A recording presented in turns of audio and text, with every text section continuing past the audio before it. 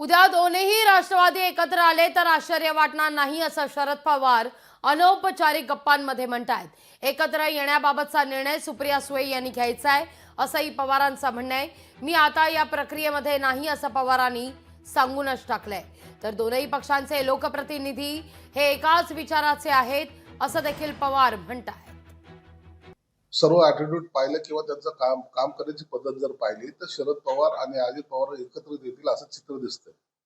त्यांचे अनेक आमदार अस्वस्थ आहेत, ते महाविकास आघाडीवर राहू इच्छित नाही, हे पूर्वीपासून ठरलेले आहे।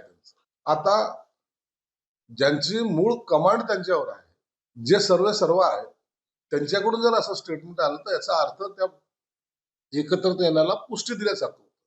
म्हणून आता इंडिया आघाडी तर राहिलेलीच नाही, परंतु हे महाविकास आघाडीचे जे काही बगलबच्चे होते, ज्यांना असं वाटत होतं की आम्ही काहीतरी करतोय, त्यांना सुद्धा ही चपराकच आहे। लोकशाही मराठी ऐका, पहा, जागरूक रहा।